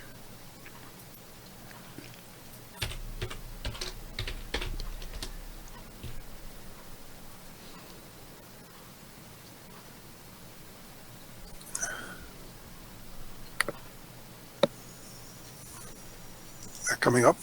Yeah.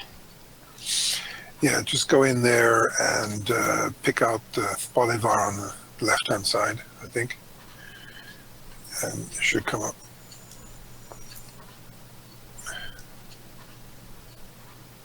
You have to go to Venezuela. I think it's Venezuela, probably on the bottom.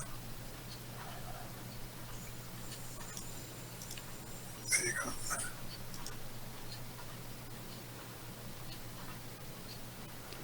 $19,407 bolivars to the dollar. Should show a chart there.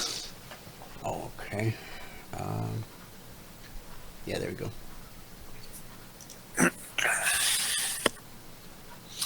Yeah, it looks like it could go still lower. That I mean, look at the way the chart is. It just pulled back, and now it looks like it's headed higher again. U.S. dollar, that is. Mm-hmm. So nothing fixed there by a long shot. Have a look at the Chinese yuan. Yeah.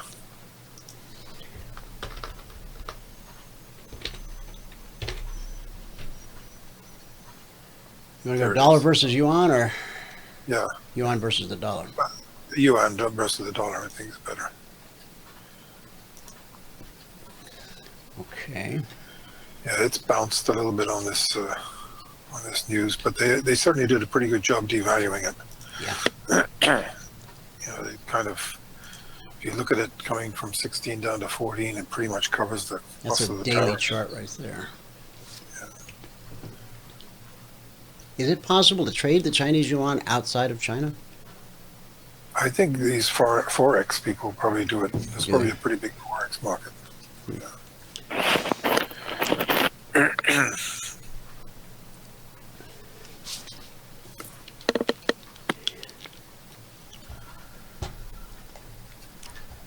Now you caught that you had to take off, but the home building situation is pretty dire, and houses that it's so easy to rent a house now that a lot of people just, why sell when I can rent and get a premium price? I'll sell in the future. That's what a lot of people are thinking. I mean, the rents here in Phoenix, to get sort of a dismal house in a kind of a dismal neighborhood, it's going to run you more than $1,000. It's going to run you closer to $1,500. That's for a single family home. Yeah, it's pretty heavy. Yeah. That's 3 times what it was when my wife and I rented our first single family home back in the late 70s, early 80s. I clearly remember it was $500 a month. Given the amount of time, I mean, I guess that doesn't seem that bad that it's tripled over 30 years. Yeah. But in some other places, they're just outrageous. New York is just prohibitive. And people pay more in New York to park their car than you pay to rent a home here in Phoenix. And if you have a really good parking spot, I've just seen craziness.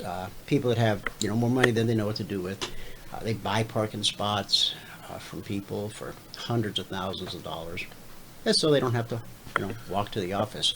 Hint: walking is good for you. So anyway. Okay, doke. Well, listen, thanks for the invite, Dwayne. John, thank you very much. I'll send a message out to Garrett, and if he's gotten into his new place and unpacked his computer, I'll see if he can't join us tomorrow. Okay, doke. Great. Okey-doke. Thanks very much. All right. Thank you, John. All right. Let's take a look here. Okay. Now the swing high, 270.79.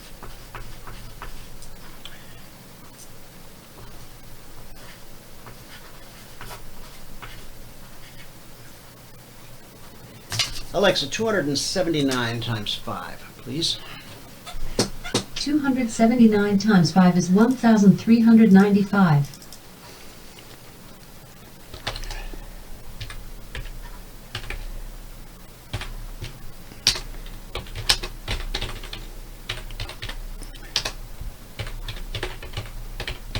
Now, that's what the market made available. We all know, however, it's difficult to get out at a swing high because we don't know it's going to be a swing high until after the fact. Swing high or swing low. So if you get out at a swing high or swing low, usually by accident or luck, whichever way you want to label it, the Dow. All right, so from last night's entry, published entry, 26,800 to the target, 160 points, $800 per contract traded. And then the market additionally made about another $500, almost $600 available. Did we get an exit signal? Let's find out.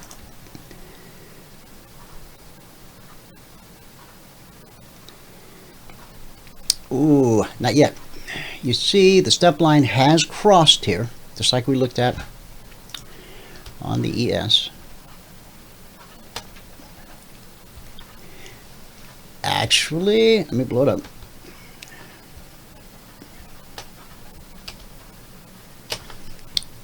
There's the cross, there's the close below, the closing price of that candle. 27,007. 27,007. Okay? So, does that get you out does the exit signal get you out at the swing high? Never. Does it get you out in the neighborhood? Usually. Is this better than this? It is. So, as a discretionary trader, of course, you can enter and exit a trade anytime you want. You can hang out for the published target. You can, on an extended move, you can stay in, awaiting the exit signal. The world is full of choices, and as a trader, you'll always have to make choices.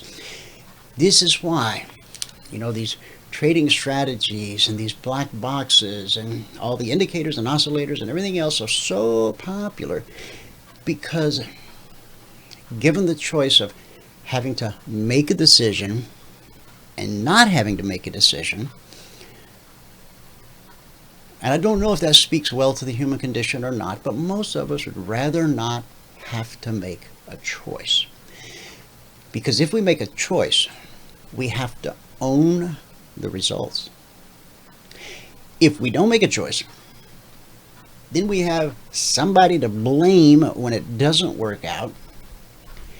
And when it does, we can hog the credit. And they say you can't have it both ways. Not that that paints a pretty picture, but it's the truth about trading. It's actually the truth about life. All right, do the Russell. Last night, Concierge Trade Alert said consider being a long 1513.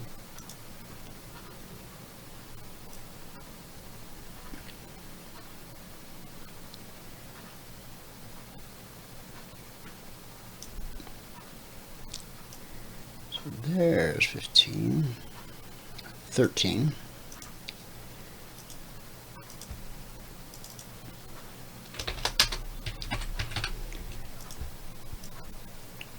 And the initial swing high, 15.1570, 2.5 points, $150 per contract traded. Russell pays $50 per point. Important prices, important areas, almost always tested. It's actually second trigger here and a third trigger here.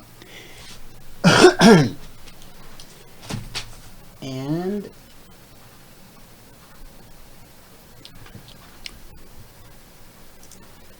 target here. So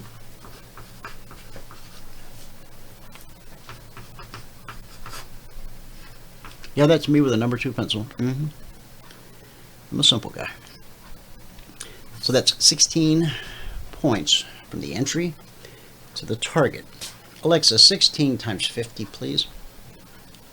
16 times 50 is 800. Okie doke.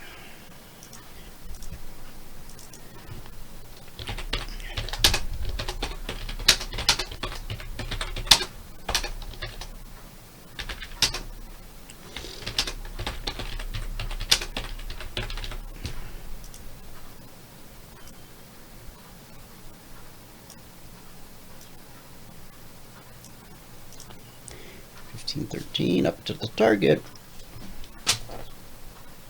Yep. There we go. All right, next. Gold. Oh, exit. Did we get an exit signal?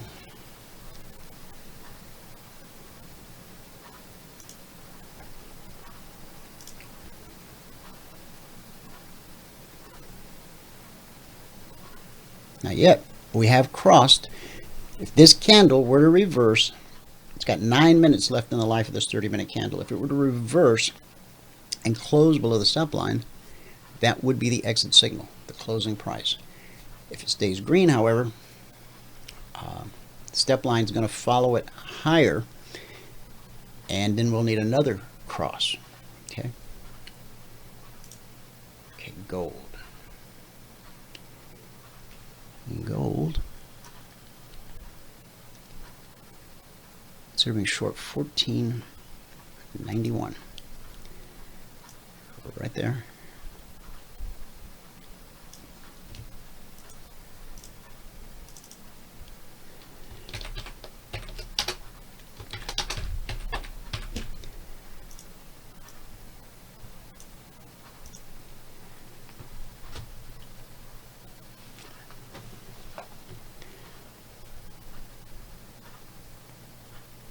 Ooh.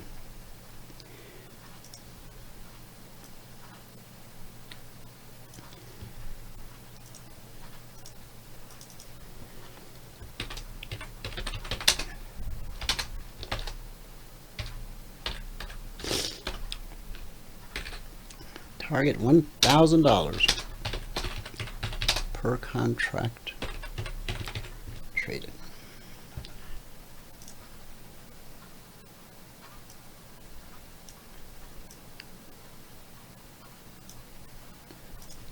Okay. In queue. Oh. I'm pretty sure there's no exit signal, but let's look.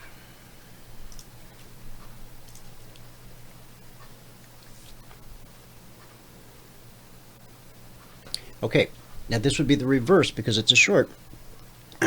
We have crossed over. So if this candle were to reverse and close green above the step line, the closing price of this candle would be the exit signal. Again, not going to get you out at the low, but that's pretty close. However, I don't think we'll see an exit signal on this candle. There's 7 minutes left now in the life of this candle. But we've crossed over far enough that could be the next candle. Now this is last week's weekly trading zone.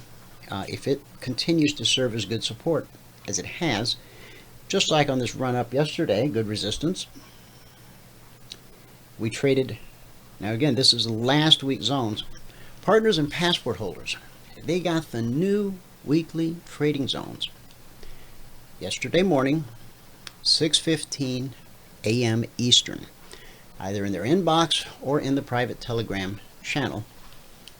You could be receiving these numbers every Monday morning, if you're not already, at 6:15 a.m. Eastern, just like our traders do. We've been publishing these zones since December 14th, 2009, coming up on our 10-year anniversary. In queue. Well, we can clearly see there's no exit signal, so we'll just take that off the table. And the NQ, consider being a long 78.75.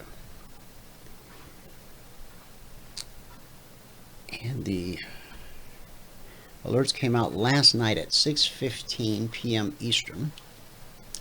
So for your military folk, that would be 1815. So we got to find the 1800 candle.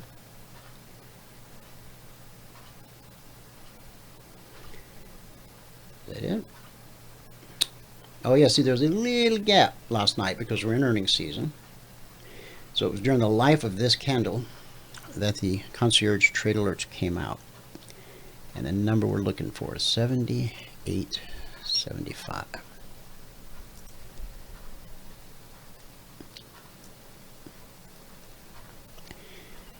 I probably don't have to say this, but I will.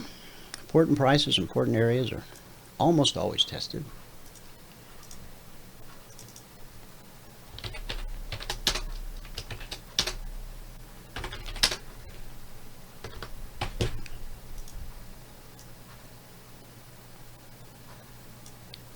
Okay.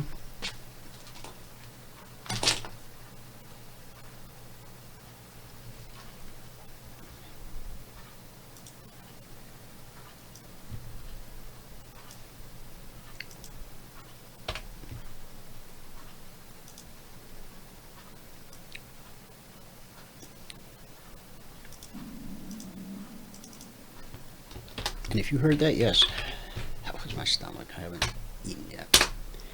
Alexa, hang on. Hold on. Never mind.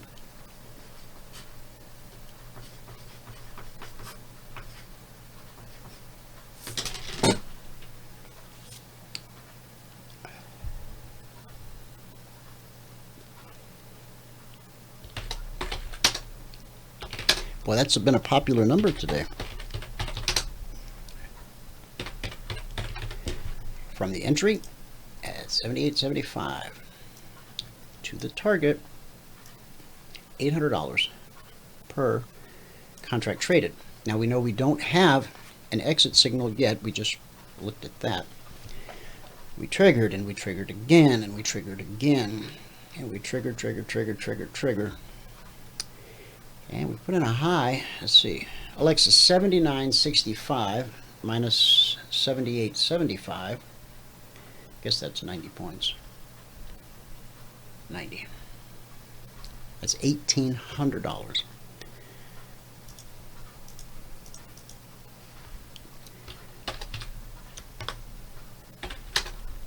$1,800 per contract traded, and we have no exit signal yet. I don't think we're going to get one on this candle. Tech be on fire. Okay, so recap it. S&P, the Dow,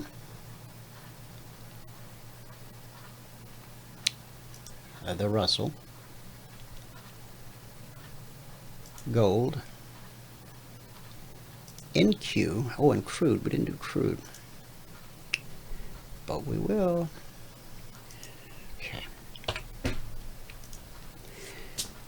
On crude, consider being short 53.25.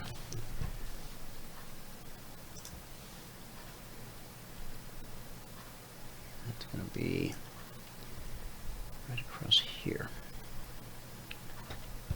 And it's like about to trigger again. Okay.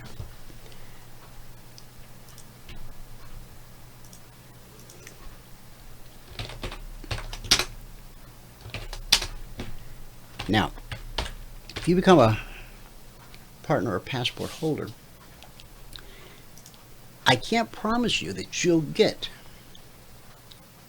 these results, but here's what I can promise you. You'll get the exact same results that we get. In other words, if you choose to enter at the published entry and you choose to exit at the published target, you'll get the same results that we get. So the ball's in your court.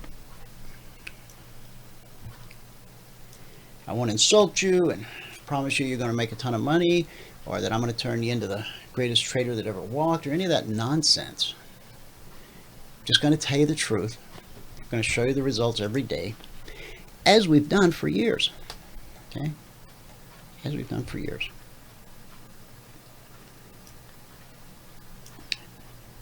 Now again, if you employ other methods and ideas, if you want to mix it up a little bit, then what I just said doesn't apply to you. I can only speak to that which is under my purview, and that is if you choose, in this example, if you were to choose to sell 53.25 and you weren't stopped out on this pullback,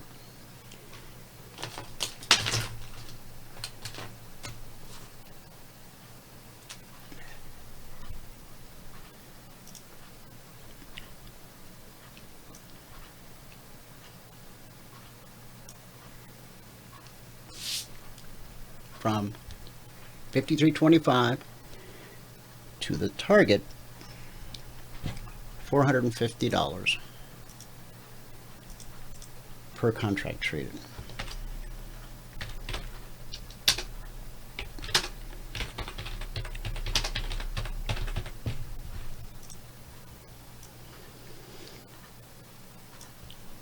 Okay. All right. We'll get back above the trigger. Trigger second time. 53.25 down to 53.02. That's a couple $100. Back above the trigger, and it's triggering again right now. On the way down, are there any obvious obstacles in the path of getting another drop like this? There is.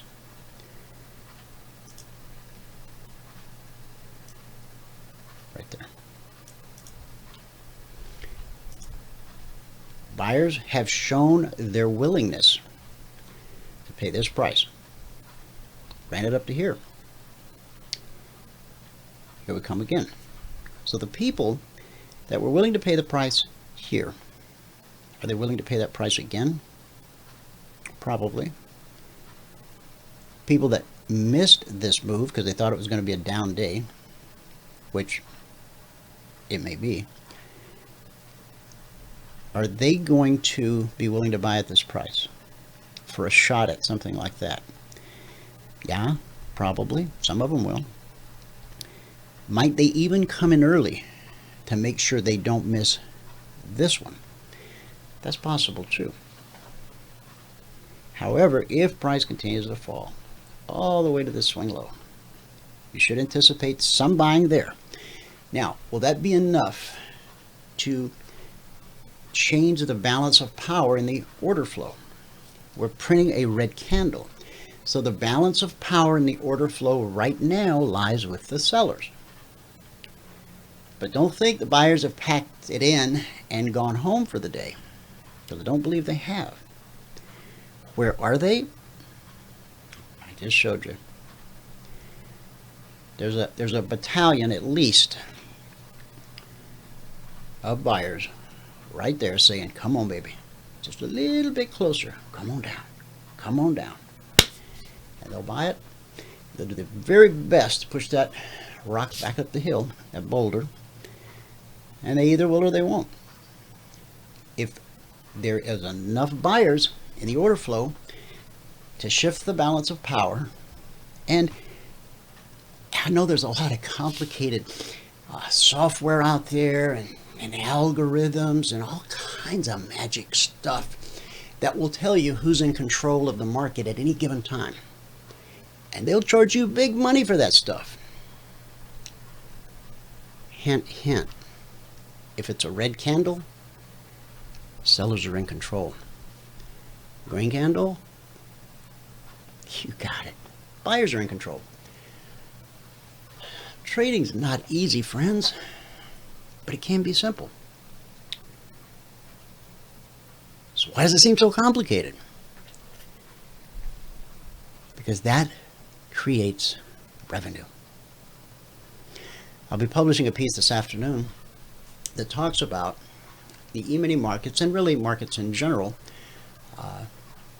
How do I know which market to trade? Which one's the best for me? That'll be published on the CFRN blog. It'll be published on YouTube as well. So keep your eye out for that. And if you're in that position, you're learning how to trade, or you're about to get started, or you're about ready to become a passport holder, you've seen us look at all these different markets. Number one, if you're brand new, just starting out, I don't encourage you to try to look at all the markets. I mean, you can look at them, but focus on one. The most popular is the S&P. So you can pick that one. You can run with it. Or you could pick the Dow. Some like the Dow. It moves pretty much in step with the S&P, but instead of it being $50 a point, it's $5 a point. Now, the micros are a new option, but first, if you decide to join ranks with us, we want you in SIM in the beginning, where there's no risk of losing any money, okay? If you can't become consistently profitable in SIM, throwing real money at the market will not change anything. I thought it would. When I struggled in SIM, I tried everything too. And when nothing would work, see, because I was looking for something to work. Rather than understand how markets work, I was looking for something to work. I wanted some kind of magic thing that I could deploy each day, go home and beat myself on the chest and go, trader! Yeah, that never worked out.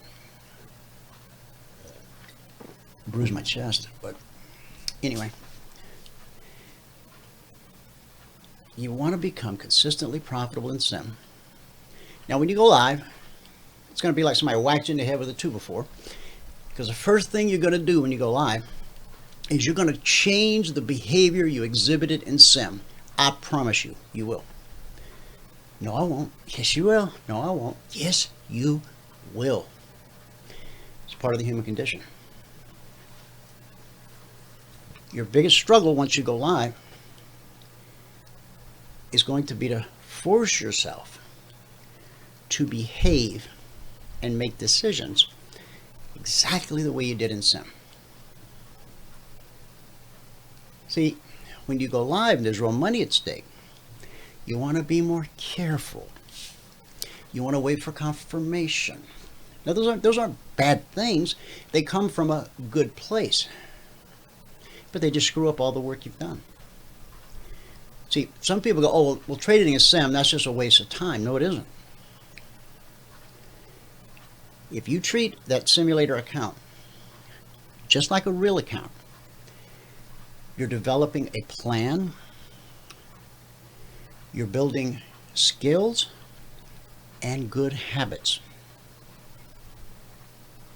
Once you accomplish that, you then go live and watch it all fall apart.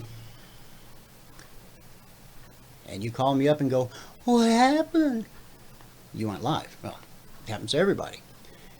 So then we'll have a mentoring session and we'll go through, what you did differently, and you'll swear you did nothing differently. And I'll keep picking and picking and picking and picking until you finally break down and tell me. And then we'll talk about it. You'll promise me not to do that again. You'll spend a couple days in sim, get your confidence back. You'll go live again. And it will or will not repeat itself. Going from live back to sim is not a walk of shame. It's a smart business decision. When you go live and things fall apart, go ahead, stay live, blow up another account. Or don't. That's my advice. You might have to make that transition more than once, maybe more than twice. But just as you got it in sim, the day will come when you've got it live. The fact that there's real money at stake won't worry you, won't make you nervous, won't cause you to overthink anything. You'll just flow in the anointing and do what you're called to do.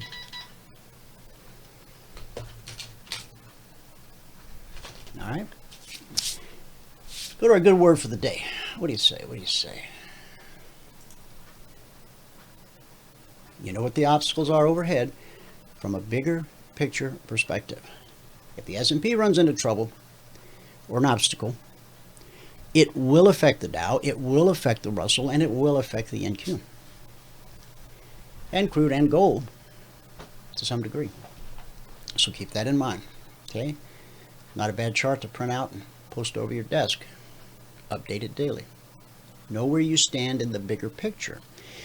Know who's winning the war so you know how to effectively fight whatever battle or skirmish you happen to be in today. All right.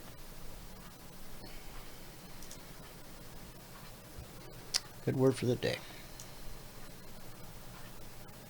Proverbs 13:4 says, those who work hard will prosper. Author and motivational speaker Charlie Tremendous Jones tells the story of a man who dreamed he'd inherited $1 million. Now, in the dream, he tried to take a shower, but the shower wouldn't work. He tried to shave, but his shaver wouldn't shave. He tried to make breakfast, but the coffee wouldn't perk and the toaster wouldn't toast. He went to get a newspaper, but the newspaper box was empty. He went to catch his bus to work, but the bus never came.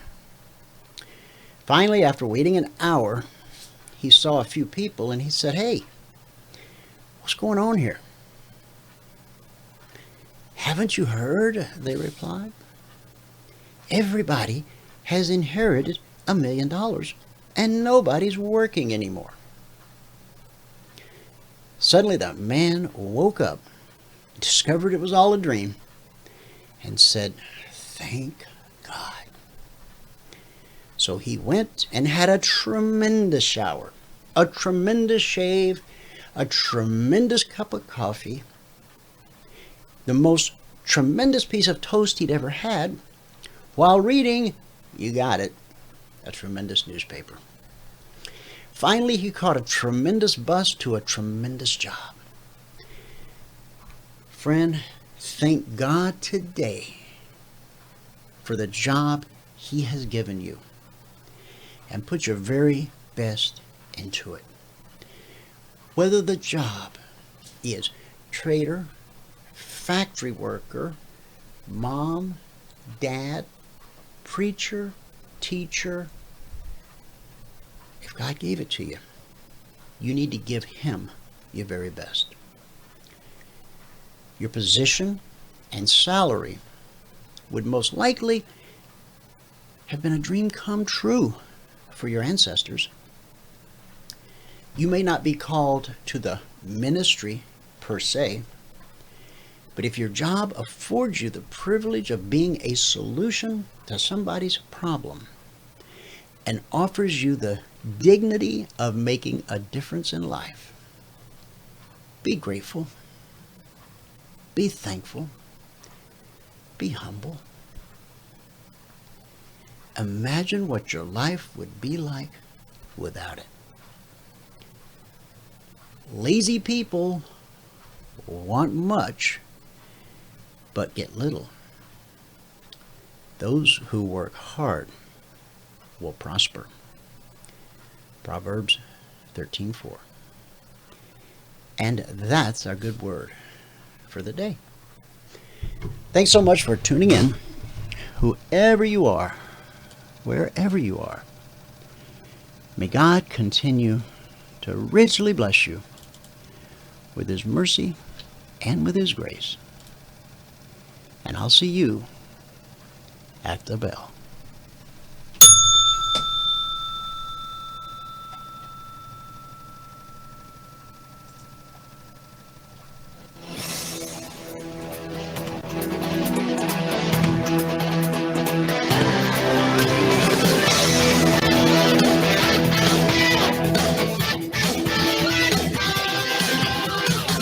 Remember this, there is no greater return on investment than to see a human life changed and given hope. As always, pray hard and trade safe. Any financial information discussed on this show is simply the opinion of our host, Dwayne Reeves, his co-hosts, and guests. To learn more about trading Emini Futures or to take a 1-week free trial in our live trading room, call 1-866-928-3310. 866-928-3310. Information discussed on this radio program should not be construed as a recommendation to buy or sell any security. Always do your own due diligence and consult with a licensed securities broker or financial planner before making any investment decision.